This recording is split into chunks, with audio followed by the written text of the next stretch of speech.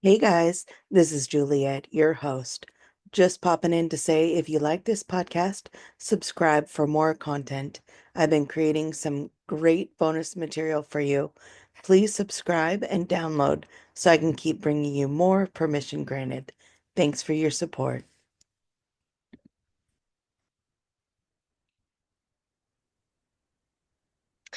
Hi, welcome to Permission Granted. I'm your host, Juliette Ricci Lagman. Today we have on the podcast Avalon Kalin. He is visiting us for the second time, and we're so grateful he's here. Welcome, Avalon. Hi, Juliet. Thank you. It's great to be back. Looking forward to this. So, audience, truthfully, this was a little bit of a last minute, event, which is great. And so we're gonna do some winging it here and be spontaneous. And we're gonna, as I always like to say, throw spaghetti at the wall. And I'm just really excited. So, Avalon, tell me what is happening. Yeah, me too, Juliet. I was really looking forward to talking to you because I wanted to ask you questions, and I think it's important to create community like this, like talking like we are. We're both creatives. I look at us as survivors, as Mhm. creatives in the 90s and the aughts, and even now. And I honor creatives and artists who are publicly creative because what that does is it embodies creativity and authenticity, or at least some aspect of authenticity of a whole person to the world, to others. And whenever we're doing things, we really are representatives of that thing for each other. Mhm. So yeah, I'm just happy to talk with you and be around you because I get to, know, relate to you, and like I want to learn more about your journey as you've stepped into this podcast and these conversations, which are really a community, really. Yeah. Yeah, it's been I'll just tell you a couple big shifts that have happened over the past, I guess, 6 months. It's flying by really fast. I'm now kind of reaching that point where I gave myself a deadline after quitting my job in September of like, okay, now, at this point you need to start really like going for it, meaning like I guess making money. I hate to say that, but Mm. really like having it kind of figured out.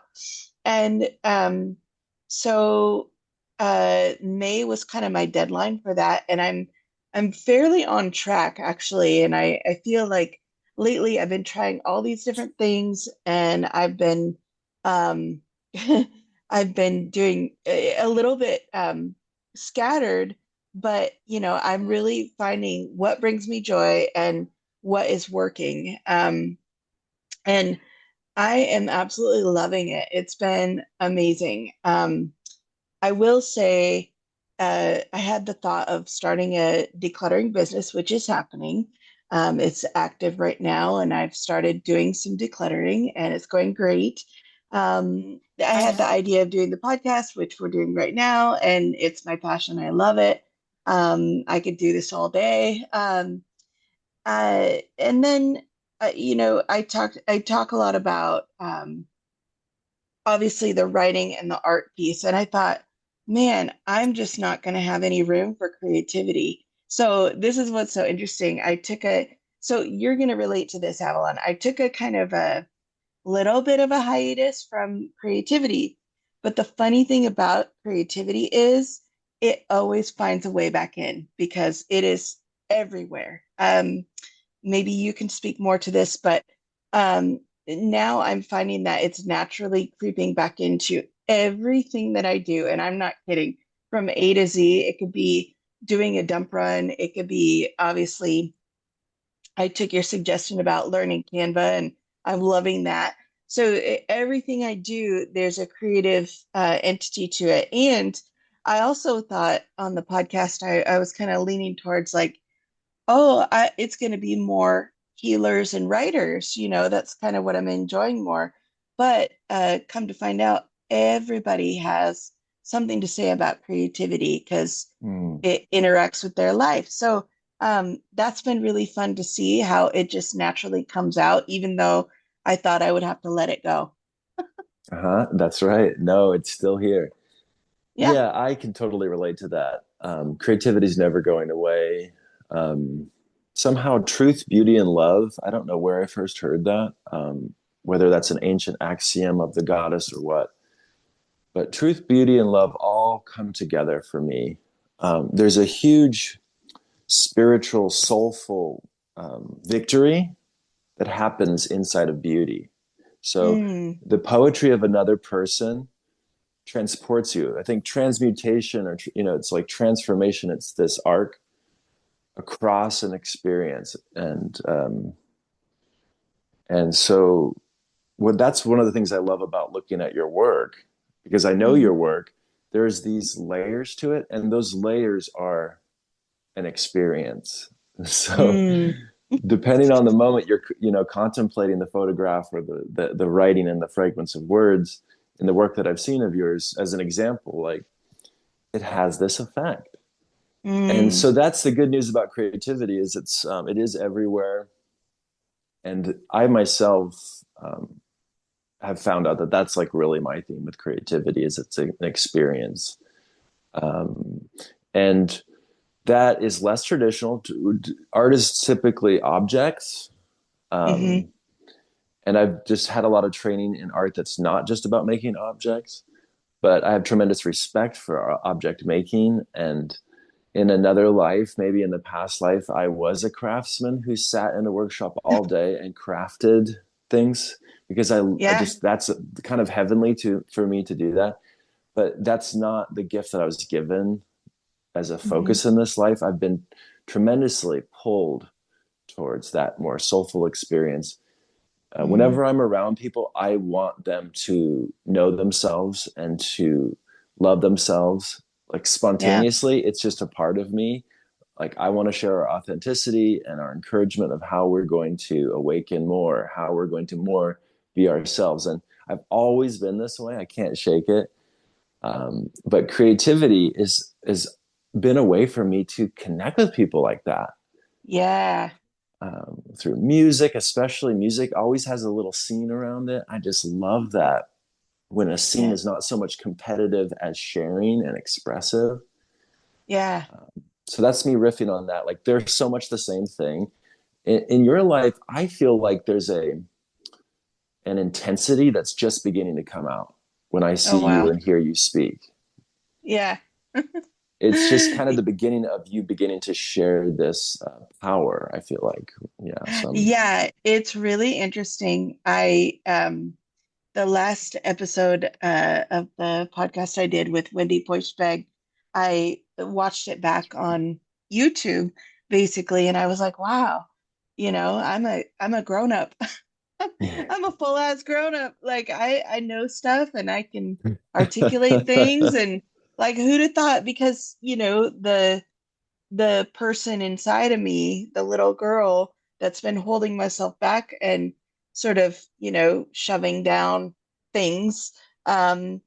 She wasn't letting me see that, I guess. And I'm starting to go, oh, actually, no, I can do this. I can handle this. And I'll share with you, I had a really interesting experience over the weekend. This is going to be a little woo-woo, but I'm going to share it nonetheless. Um, so my life coach, I just ended my tenure with her, and it was an amazing experience. And she had said to me, "You need to go on a solo trip," which, to be honest, I love traveling by myself. I have no problem being in solitude. I enjoy it. I enjoy my company. Um, but she said, okay, the rules are do a digital detox. So I put my phone away, and I only put my phone away for 12 hours during the day, 8 a.m. to 8 p.m. on Thursday. And I could not even stand it. It was really Wow. hard. And and I was so sad at the end of it because, I think I realized how much I was using sort of Instagram to fill in the spaces and not deal with myself. And this is a metaphor for most people Mm-hmm. their whole lives. Mm. And I cried for like 3 days straight. I mean, I'm being dramatic, but I let out a lot of Big stuff. feelings. And yeah, and then once I got done with that, um, I'm telling you, all these things started happening, like um, abundance, if you will, opportunities. Mm. I just can't even articulate it properly, but uh, I guess the reason I'm sharing this is because, that feeling of what I've experienced is that if you're able to sit with yourself and have that luxury, um, even though it's sad and it's lonely and it's really, really hard, you're able to get to a place where you're like, now I can actually be the most authentic version of myself I've ever been. So, Mm. yeah. I just want to breathe that in here. I know it's really woo-woo, but it No, really not at works. all. Yeah, no, that's exactly where I'm at. That is very practical. There's nothing woo-woo about it. Um, and I think a lot of us are facing this. I actually have a quote about that. It's the Hungry Heart quote. Um, so some of you might know Gabor Mate. He wrote In the Realm of the Hungry Ghosts. He was frontline in downtown Vancouver, BC, as a doctor for addicts. And he wrote this book, and his revolutionary insight is that all addictions come from trauma and attachment harm, deep emotional experiences. Almost all addictions are caused by this. In the past, our generation was told it's genetics, it's brain chemistry, Mhm. because that's good for pharmaceuticals. And taking pills, is important, and in the short term, especially, alleviating symptoms can be important. Mhm. But really, these deeper needs, the drugs are medicating, like pharmaceuticals. And anyway, he has a new book out called the Myth of Normal, I think it's called, Mm. with his son. It's long. It's a good introduction to his work, actually. So I would recommend it to listeners. Gabor Mate, The Myth of Normal, and he wrote it with his son. I can't remember his name. Daniel Mate, I think. And in it, he says this great thing, something to the effect of, it's hard to put down something that almost works. Mm. It's very difficult to put something down that almost does the job. That's so perfect. I mean, like, the bag of chips and the almost full bottle of wine, or maybe a Mm-hmm. little over half, that I drank the first night of I ate the whole bag of chips. I drank almost the whole bottle of wine, which is like, whoa. Sitting there my first night on this, alone escapade, and it did not make me feel Mm, good. Let me just mm. tell you, it was awful. I can relate to this 100%. And the thing is, we feel ashamed and guilty, and there's all this tremendous amount of shame for me around this kind of thing in my life. And the point is, our mindfulness will carry us through. It just feels like crap to be in that loop and to try to meet that need. But you said it 100%, that to feel and to be with yourself. I loved how you put it, that it's like there is a new level of authenticity, and it Hmm. looks different for each of us. You know, it's such a beautiful experience, and it's easier said than done too, especially to process emotional pain. Hmm. Um, but here's the point. So this is the beginning, and I am in the process of this, and I've been through this before. Um, for example, I quit drinking 14 years ago. I quit Hmm. smoking 13 years ago. So I know what it's like. And it is a spiritual journey. It's a deeply emotional journey into the self. And um, but let's say, oh, the point is, and there's a book, and I haven't read it. It's Hungry for More. The point, Oh, no matter what the substance is, that hunger is your hungry heart yeah. for experiences that are your birthright. And for those who haven't seen it, you can Google like a list of needs, the list of human needs. You can Google charts for, pie charts and graphs for human emotions and human needs. And the human needs chart, it's got at its core these very powerful human needs that we can all do an inventory consciously, but we feel, don't we? They're like expression, connection, Hmm. material needs, obviously meeting your body's needs. But that subcategories of movement and sensuality and we need to see and be seen. We need authenticity. We need to be able to express ourselves. Can Um, I just yeah. interject real quick? When you say the book title, Hungry for More, what came to me is we're hungry for ourselves. We're hungry for Mm. ourselves, and we keep avoiding ourselves, and I don't have a big Wow. family, and yeah, right?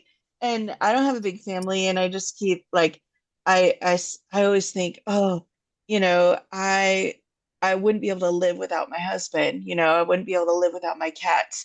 And one of the realizations that came this weekend was actually not that I would want to, but I am complete on my own and I would be able to live on my own.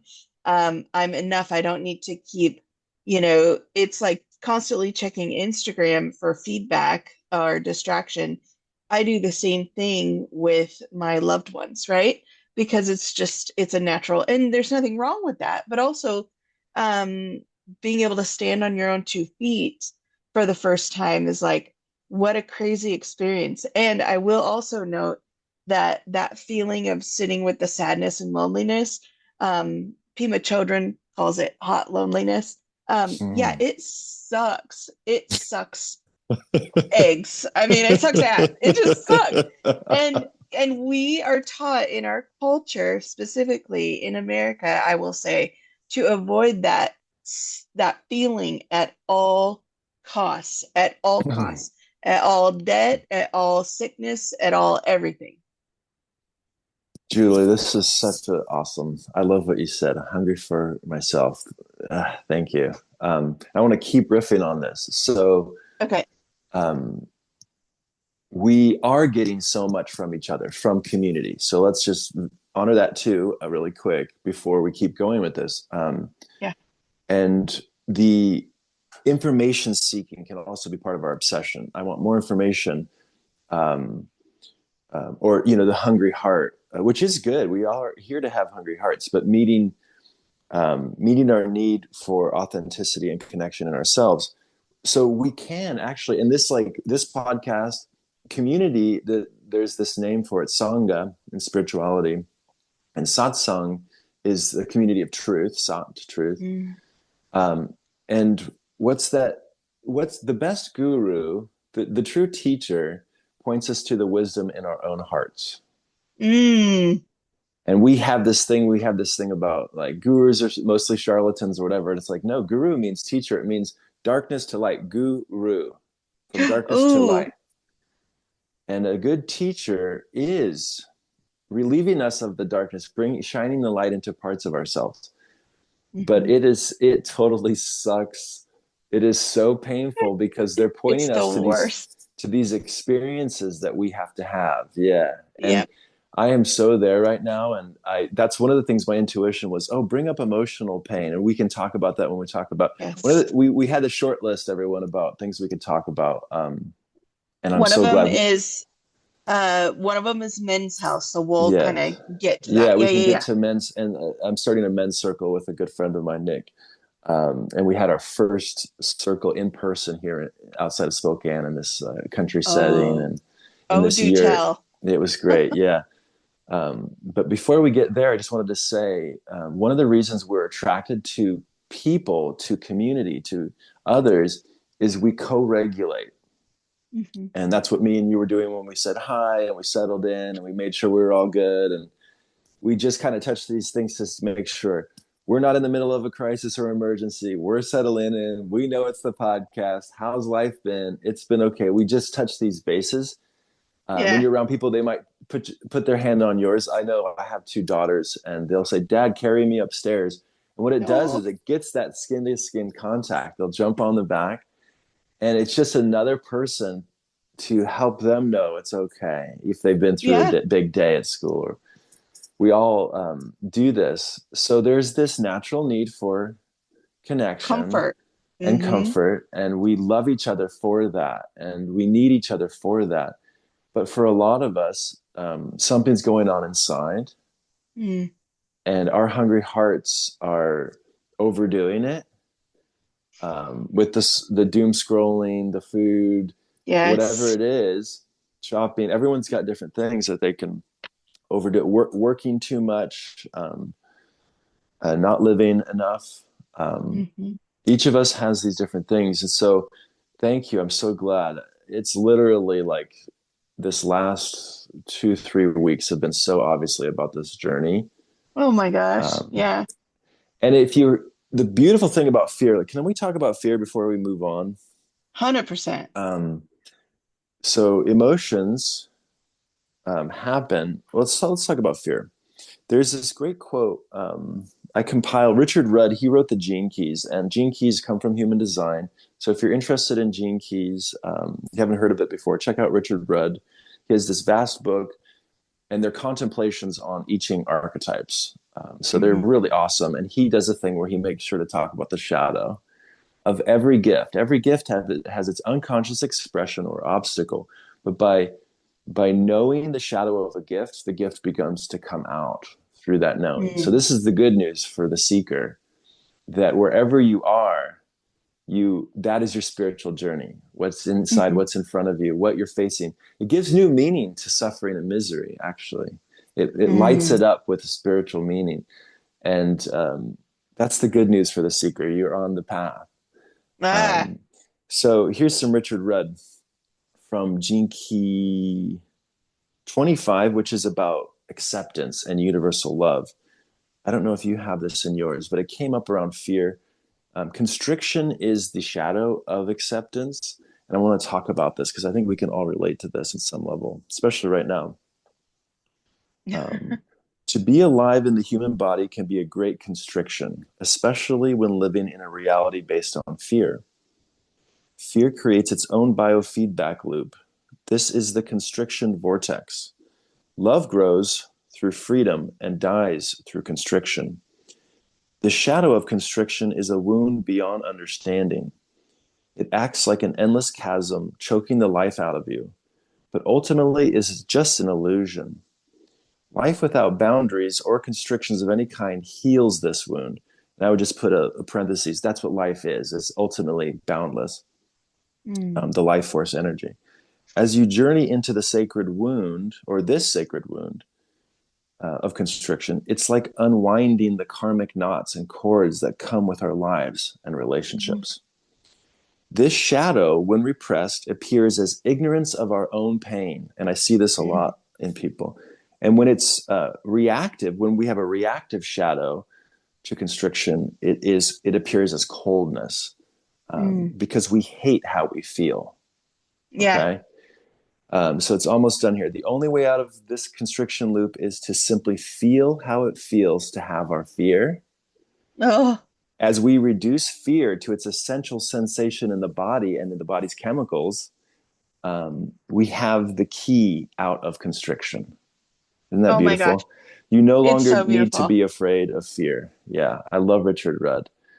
I will just say there in the past few months, or specifically maybe the last 3 months, so many times that I wanted to give up and I would go back and forth and be like, ugh, I should just go get a job, and I wanted to give up on this path because it's hard. It is Mm, really hard, but I've never experienced something so rewarding, over these past few months. So yeah, I think, going, as they say, through it, sitting with the fear and the shadow and the sadness, that's where you get to the really good stuff.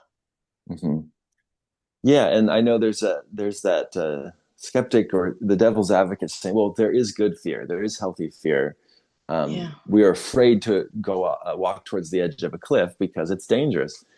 And so, what we're talking about is this fear that loops and constricts us from being able to accept ourselves fully, Oh my gosh, accept I just got this moment. chills. So there are some good fears. You do have to pay bills eventually, and um, whatever it Eventually. is in your, yeah, in your business, however the business model is working, and the but these fears, and this goes back to meeting the needs, which is that's the beautiful thing too, is the sacred aspect of this archetype 25 of acceptance is universal love, which is so beautiful, remembering that there is room enough in our hearts for everything. Mm, It's just however you can tap that through a community of truth, through meditation, through prayer, through nature, walks in nature, through experience of unity, which is the name mm. for yoga. You can see my Oh, wow. bias there, pointing people towards yoga.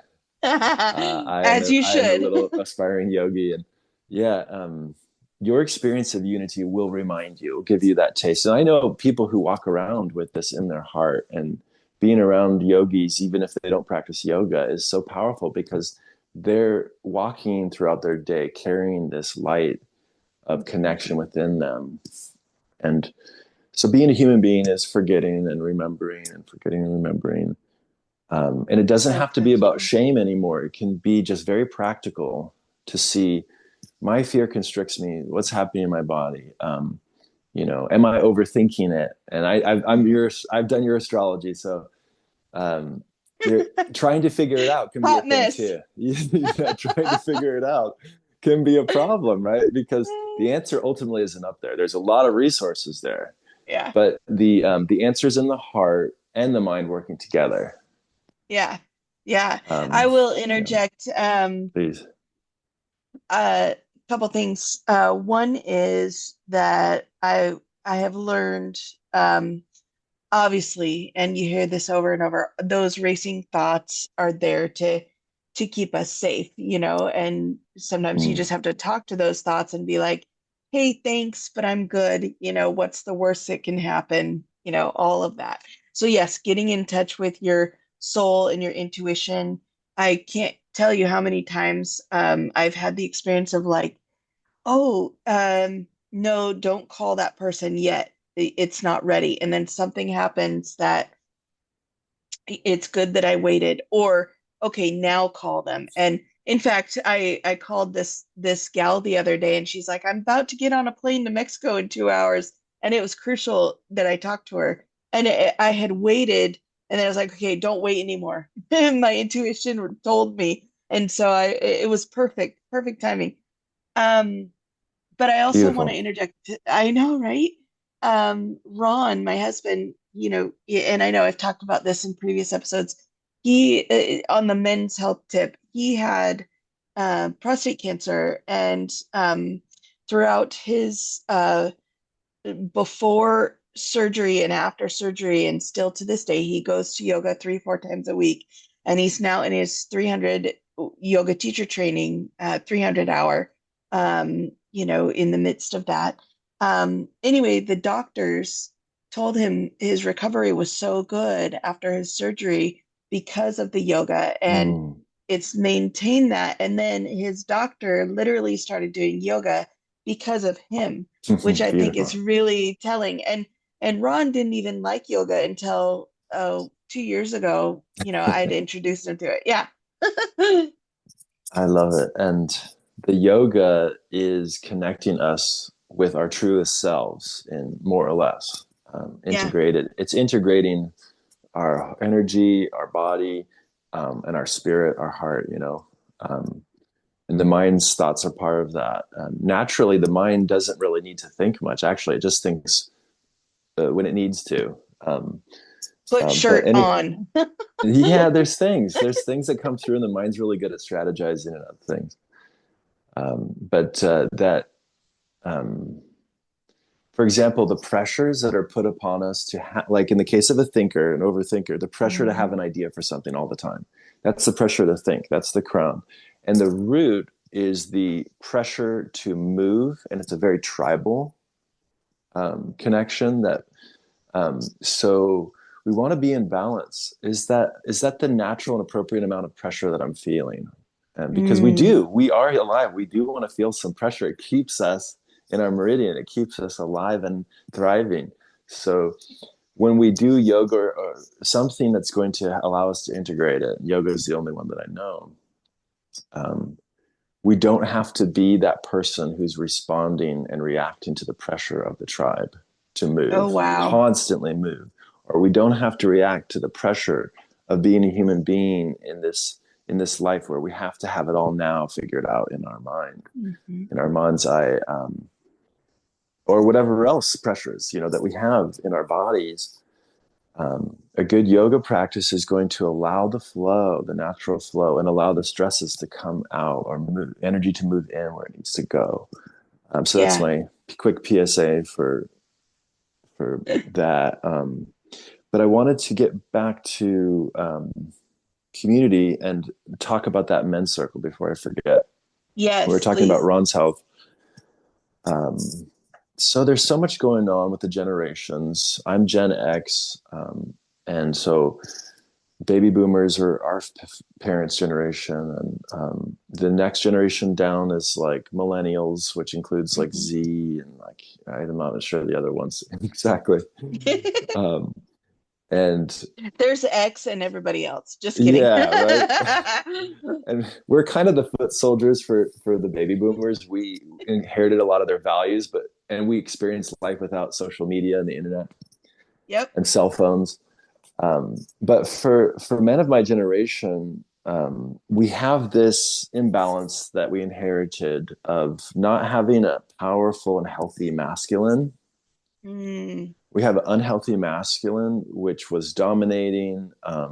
It was using masculine traits of power to force people to do things they don't want to do. Oh my gosh. It's an oppressive society that we live in. It's very forceful. Everyone has to work to survive. It's Hmm. not it's not an abundance based society.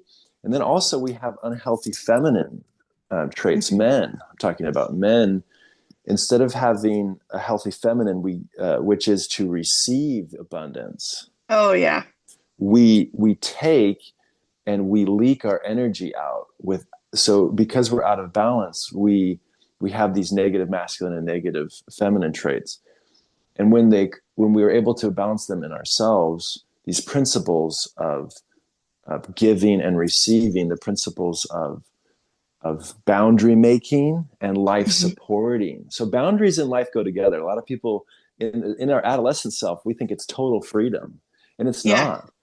All freedom exists within containers and boundaries, just like cells in life. Yeah.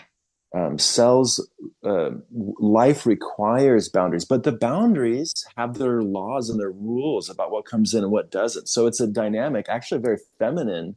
Boundaries have a feminine aspect as well. So there's always Yeah. room for both to occur.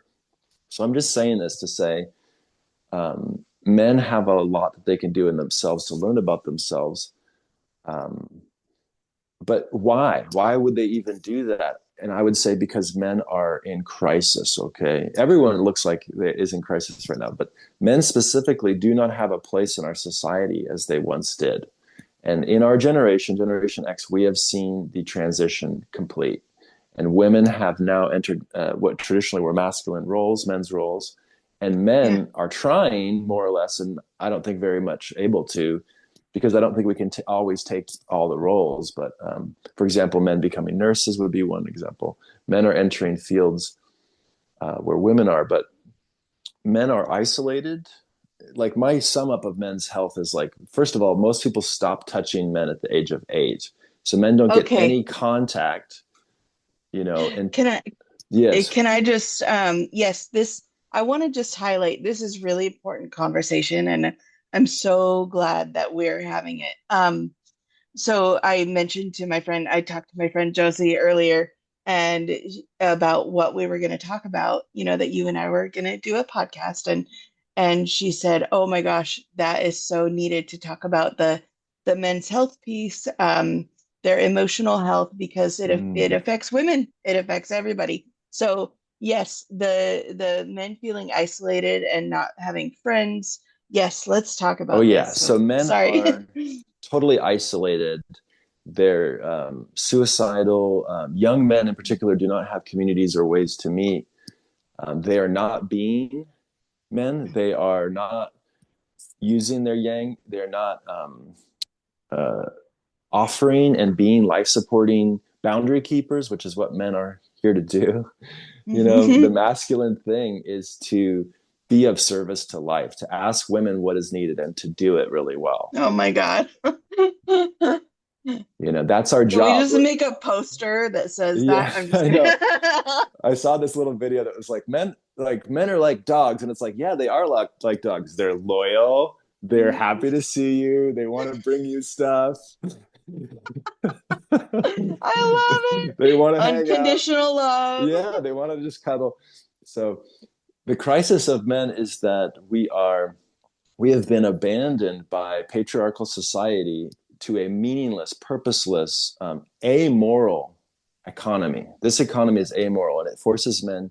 If you want to make money, it's basically putting your hand in somebody else's pocket.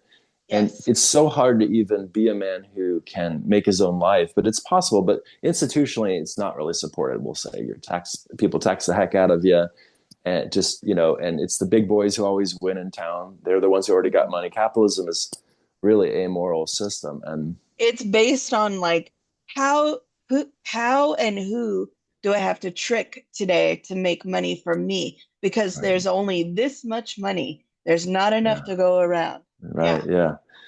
So this system, which has just isolated everybody into consumerism, and there's a few books to recommend. For male psychology, there's a book, I Don't Want to Talk About It by Terry Real. I'll recommend to Mm, listeners. Terry Real wrote this book about the male psychology, mostly boomers, but it says a lot to the rest of us. Um, and what makes men the way that they are. Instead of demonizing, let's look at men. Instead of pathologizing masculinity and men as the problem, let's look at what happened to them. I'm here to tell you, men deserve everything that everyone deserves. There are no bad people. There is no bad guy. All human beings are worthy of respect. They all have stories. And if you learn someone's story, they are no longer evil to you. Okay? yes. So if you think men are the problem, I want to ask you this. When did a boy become a man? When did someone worthy of your love and respect become somebody who's not? And I don't know about you, it's for each of us to hold our hearts. But whenever I exile another person, I'm exiling a Mhm. part of myself. I'm doing injustice Mm, to myself. yeah. So, for me to stand up for men is part of the journey, to say men are worthy of love. Don't Yeah. write us off. And men and women are meant to work together in partnership Hmm. and in abundance and in actualization. Let's go very far into what humanity is here for. Men and women are here for actualization, to work together. Yeah. That should be our government. That should be our economy, and Hmm. it could be. But back to like men's health. Oh yeah, and the will to change. Bell Hooks. She's one of the great writers Mm, of our time, of American yeah. social writers, and she's amazing, heart centered, intellectual. Um, Bell Hooks wrote a book about men called The Will to Change, and I really Mm, recommend it if you haven't read it for women and men out there who want to bring men back hmm. and connect with men. Um, it's going to be a long journey for us, but and then obviously the body keeps the score, to learn about trauma and That's a good attachment book. harm. Yeah, and then um, so that's kind of the motivation. Men are isolated. I myself, I'm just like, dudes aren't calling me. Like my Yeah. friends do not reach out. Yeah. And so, like I was saying, at the age of 8, people stop touching us, they stop hugging us, and Oh, we wonder why men are so oversexed. It's like um, they're not connected, they're not yeah. sensual. Um, no one's calling them to say, "How are you doing?" You can do it. No one's relating to them. As Yeah. a man, the hard reality as a man is you are here to produce, Hmm. maybe appear, uh, to look good, but mostly just to produce. That's your value here, and that's really sound. It It reduces is. it reduces a person to their ability to make money. Hmm. And Hmm. if you don't want to live in a world where we objectify people, where people aren't objectified and just used, look at how we look at men. and their value in this world. Yeah. So being a man, men, I want to give opportunities for men to connect. And the beautiful thing about, so we just started a men's circle. It's called Mindfulness Men's Collective. I'm Mm. here in Spokane. It's not online. It's just in person right now. We meet once a month at this beautiful large yurt out in the country outside of Spokane. Wow. And Nick and I, Nick's a good friend of mine, and he calls it the Sacred Rebel Fellowship. Oh, And wow. it's kind of like, hey, oh, this is a beautiful thing about men too. It's like, um, to be a man for me is to know that life is sacred, and someone who protects that. And Yeah. I read Iron John. I don't know if it was in there, but that is what is supposed to happen when a younger generation is initiated into adulthood. They are supposed to be Mm. around other men who say, we need you. Yeah. You are welcome to be among us on these prerequisites if you can do these things. Not everybody gets in. You have to agree to this, but Yep. you can come and join us as people who do this job. And what we show you is a truth. And it's the Yeah. truth that a man, an adult knows, not necessarily a man, but all adults know, is that this life is sacred and you have these jobs you do to protect it, to support it. That that reminds me of, and maybe you're the one who told me this. I think you possibly, I can't remember. In other cultures, the parents aren't, we're not supposed to be all individual and self-sufficient and know everything. So if your kid comes out of the womb and they have a natural characteristic of being a healer or being a, craftsman or whatever it is, the tribe would get together and connect that child with the elders that do those things and know about those things so they could be ushered in and taught. And I think we're definitely missing some of that. Like the parents are supposed to know it all and teach it all and do it all. And then also, relying on I guess the school system and or find your own mentor. A lot of folks don't have the opportunity as a young person to find your own mentor or know that's even a thing, and maybe it's not. But anyway, I'm going on a tangent, but it just No, reminded that me. level of, yeah, social integration, we've had it before as a species, and it's how we got this far. And without it, we're falling apart. Mhm. Um, the drive to win by material accumulation and Yeah. appearing and romance, sex, drugs, and rock and roll. This is all an adolescent, and even heroics actually are psychologically adolescent visions for life. So we're Yeah. living in a culture which glorifies a level of maturity that's really just for like the 20s, achieving a Mm. mate, looking good. These are all the beginnings of adulthood. They're not maturity. So we're living in a Yeah. psychologically immature society. Hmm. And the winners of our society are sociopathic in that way. They've achieved these things that are not, full or heart, I really, just truly can't heart based. help but think of all every time you say something like that, I think of what's politically going on, and I'm just like, yep. I I'm know, it just exactly. my mind is exploding right now. I know, exactly. So we're seeing, but here's the clincher, and this goes for all of us and for the listeners. I would challenge you to realize that you are um, giving your power away and your inner authority away. And this is all of this coming back to you, coming back to us.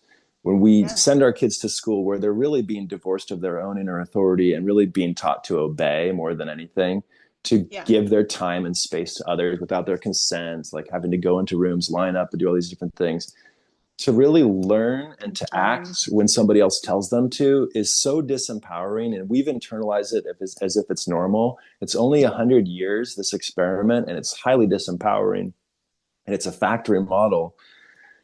And I'm really opinionated about this because I Hmm. think the failure of all of our industries comes down to us giving our authority away. Somehow along the line we were told somebody knows better than you when it comes to you. And I know we're Wow. not all supposed to have our opinions about everything. We're not all experts, but to say I'm going to do what this person says, not because I necessarily understand what they're saying or trust them, but because I have to. Hmm. This is very dangerous. And so I don't Yes. want to get into too many details about medical freedom or anything like that, but But we're being taught to not think for ourselves, essentially. And, we're being encouraged to not get to know ourselves and find our power and be empowered. And I want to also go back to touch on just the men's health and emotional piece, just thinking about, um, how do I say this? Men as they become adults and showing affection or to their children, showing emotion, crying, any of those things. It is just such a rarity. And it seems like it's, again, one of those things we try to avoid at all costs. But when I see that, when I see that in men, sometimes I'm shocked and taken aback because it's so unexpected. And I'm also like, oh, that's a real man. Like it just mm, blows my mind. yeah, the true alpha is a man who's self-regulated and self-aware Mm. Oh, wow. because everything moves around him. He's there to help everybody, so everything's moving around him. But this is actually a full circle. It ties the men's health to what we've been talking about so far, and I wanted to ask you about this. And this is such an awesome conversation, Julie. Thank you. Mm. Um, the connection between well, it's a community, men's health, self awareness. Let's talk about a little bit about authenticity, the Okay. power of authenticity. And this conversation is very powerful. Mhm. And I would say that any work we do here in ourselves will improve the collective. We will model it Yes. for others. We will make better decisions. We won't fall for the bullshit and the Yeah. pseudo arguments. We'll get to the core of it. Like, oh, is That's what this? we do the work for. Yeah, yeah. So authenticity. Um, Let me just throw some stuff out. Like for me, a big one, um, and this is kind of trying to bridge the gap between men and women, is that we're all doing work in ourselves, and so we can all be allies to each other. Hmm. Um, but I would posit this: yes, it's empowering to feel your feelings, and yes, it's empowering to express yourself. But that is not the end of the journey, because people who've been repressed and suppressed for so long, when they express themselves, they think, God, it's finally happened. But now that it's out there, that's just part of the journey. So I would say, feel your feelings and then you're responsible for them. So for me, Hmm. authenticity isn't just knowing yourself, it's being responsible and honest with yourself. Now, honesty is not easy. We're self-deceiving creatures. So we often need each other. We need help to be Hmm. honest with ourselves. For me, I need to know that that it's safe to be honest. So Yeah. I need to be exposed to other people's honesty. Like, oh, they survived that level of honesty. That's just me. And I see this again and again. So the next step is on the journey of emotions and knowing yourself and taking responsibility for yourself is to what's it? I see it here. Access the wisdom inside of the emotion. Oh, wow. That emotion is telling you something. It's Hmm. telling you something about the situation. It's telling you something about yourself. When it comes to powerful emotions, it's so simple, but it's so profound. And Hmm. like we were talking about earlier about not wanting to experience emotional pain. Yeah. So if there's a crab ton of grief waiting for me after losing a loved one or Mhm. a job or a role, a marriage, um, first of all, I don't want to go through the grief. And then, by going through the grief, um, maybe there's anger. Hmm. Yeah. So maybe I'm angry at somebody or something. So then I can say, what's this anger? What am I trying to defend? Hmm. Then it goes deeper. So this is a journey you could take with a shaman, with a therapist, but it's going to be it's going to be a fragile, sometimes it might hit you over the head, but it's going to be a precious, we'll call it a Yeah. precious wisdom. And then that's not even all, because we're so self-deceiving. What are the blocks to me experiencing the wisdom? Oh, wow. Talk about blocks. I worked with my life coach on the emotion code. There's that book called The Emotion Code, and releasing, uh, to improve your Mm. health, or releasing emotional blocks in the body, Mm. and Write that generational down. trauma. Yeah, it's called The Emotion Code. Thank you. Um, and it's pretty incredible, the generational trauma thing. I kind of, over the years, was like, man, I don't know if that's true. No, it's a real thing. That Mm. scarcity thing, um, tied to money, or it could be, there's lots of different abuse, Mm. etc. All of those are real things, and it's something that everybody should look at. Beautiful. Yeah. And like Caroline Miss, or Mice Miss, I she think it's writes of Miss. Miss Caroline Miss. Yeah, she writes about connecting of the spirituality to the chakras, and she Yeah. was it was kind of controversial because she attached illness to that, and obviously people take that as another chance to feel shame and blame, Mhm. but it's not that. It's not like about that at all. It's trying to Yeah. make sense of, yeah. And the thank you for mentioning the intergenerational component, because I forget about that it Hmm. could have been generations and generations ago that this was Yeah. put into the DNA of the family, in the genetics, or what are they called, um, anagenetics, I can't remember the name for it. It's how the genes are expressed between the generations is unlocked by the particular parents and children. And this is great stuff. So the good news is, um, by being present for the Hmm. feeling, you can experience it for what it really is. And that is really hard, Yes. but it's in this moment. So the recipe for moving through is there for you. If you haven't, or you're going through this now, or you're remembering, because you forgot, the journey through is to be present and to feel the sensations that are happening. Yes. And we each have different parts of this path, that we're on. And it's, to layer on top of that, just remembering, um I well, I'll tell a quick story. Sunday I had something I had to do, and I was really, really, really anxious and nervous about it. And I just kept telling myself, um, throughout that couple hours before, I said, you're not going to feel this way in a few hours. You're going to feel amazing. So even though you feel like you want to die right now, and you think you're going to die, that, like, just breathe through it. So I Mm, literally took deep breaths, and then sometimes you're just moving along. Like on the way home, I was like, I did it, and I was on a high, and I felt great, and the sun was out, and I'm like, life is perfect. So, everything is temporary. And you know they say, there's a quote, nothing is either good or bad, but thinking makes it so.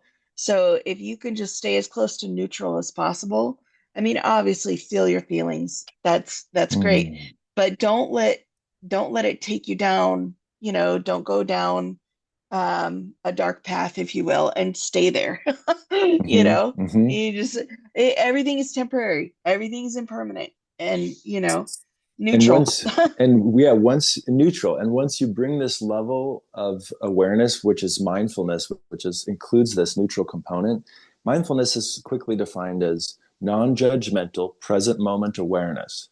Mm, And it's a fancy way of saying this particular type of awareness that comes in without attachment. It yeah, witnesses silently. I would call it grace, but it doesn't have to be that per se. But it is the presence of awareness enough that's not attached with judgment, enough to keep that door open so that any loop can break into a spiral and expand or dissipate. yeah. And you are supposed to think about death. You are supposed to think Mhm. about dying. I did your every day. astrology, right? That's funny. I did your astrology. It's there, that it's a part of your path. Yeah. Mine is struggle is there. And I just had this breakthrough. So I think it's with honoring, and it really ties here. My breakthrough with Ooh, struggle and perseverance is honoring. I want to hear And about that's in my that since we're astrology. Yeah. there. Thank What's you. your breakthrough? Yes. My breakthrough. I used to think honor was sitting, having status or a sword and a shield. Some honor was a willpower, Hmm. some kind of thing like that, a strength. And it is. But what I discovered this week, it's had this epiphany in relationship to struggle, to suffering through things, obstacles. This got in my way. This is so hard. When does struggle become perseverance? And when does perseverance become honor?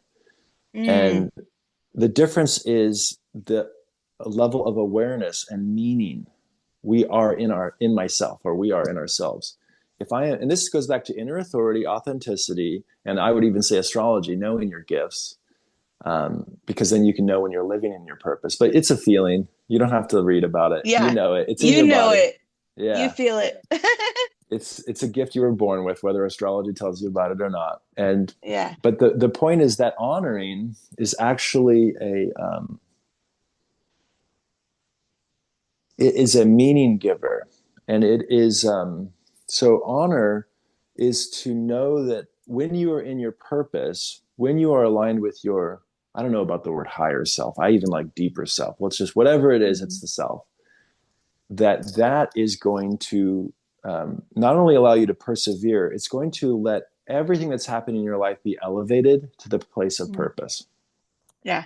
So instead of all these problems that I'm suffering, now I'm experiencing things as they are. Oh, and I would say I am experiencing a new way to love myself. Mm. Yeah. I would say um, that what I've experienced is well, the best thing I can relate to this is even through um, quote unquote wrong paths or failures that I've experienced recently, I'm like, oh, okay, well, I'm just learning so much. So I just keep trying to not beat myself up like, oh, maybe I shouldn't have done that, but more like, okay, now I know better for next time, Yes. and it pushes me on the right path, basically. Yeah. Wow. Yeah. And there will be contraction and expansion, and just any chance you can get to touch the spaciousness of yourself, meditation, bhakti, movement, exercise, art, dance. Breath This is going work. to breath work. This is going to, yes, it's going to bring you back to your natural spaciousness, which has room for all the fuck ups, which has rooms for Hmm. all the experiments, which has rooms for all the other people's ideas that you don't even have to Yes. consider. It's got room for all of it. Obviously, you have boundaries, and you can say what comes in and what doesn't. But even the stuff that comes in, and you're like, what is this teaching me? Yes, there Um, you go. That's a good point. What is this here to teach me? yeah. Um, and, you know, we could go on about, good and bad and why did this happen? Bad things happen to good people. Like, no, set that all aside. Being present is really, it's how you deal with it and move forward and stay present. Um, so we talked about a little bit about the men's circle and men's health. Before we kind of wrap up on this portion, we're gonna pause and then do a bonus section. Is there anything else that you want to talk about? Thank you so much, Julie. This has been Mhm. awesome. I have to remember to call you Juliette. Yeah, it's okay. So audience, like just have fun. Um my real name is Juliette. It was my French great grandmother's name. And my family calls me Julie, but they're the only ones. And Avalon, you're part of the family. Hey, thank you. But Marvelous. when I turned 16, I embraced my full name, and it was a good move because it felt right. But yeah, Julie, every time I hear it, I'm like, oh. Is that my brother or my mom? So, Juliet, I can get into the practice. This is good. it's all good. Thank you. It's been such a full conversation. And yeah, I'll just mention at the end for creatives specifically, we've talked so much about self development, Yes. self awareness, archetypes, fear, men. But for creatives, we're going to do a bonus where we talk about the 7 principles of creativity, which come from the Hermetic principles. You know, and so connecting to source, embracing movement, new ways to embrace movement in yourself, Mm, and um, things like correspondence, which for the artist is really transposition. So we're just going to talk about those and little exercises for connecting with these core principles of creativity for the creatives out there, or artists, or anyone. We're gonna talk about anyone. that. Yeah. Okay, well, thank you, Avalon. I'm going to wrap up here. And for all of you who are interested, please do subscribe and you'll receive some great bonus episodes of the podcast. So thank you. Thanks for listening, everybody. I'm so grateful you were able to join us today. Please share and like and review this podcast. Also, if you have any comments or questions about anything, I would love to hear from you. You can reach me at juliettericci@gmail.com, and info is in the show notes. Till next time, have a great week.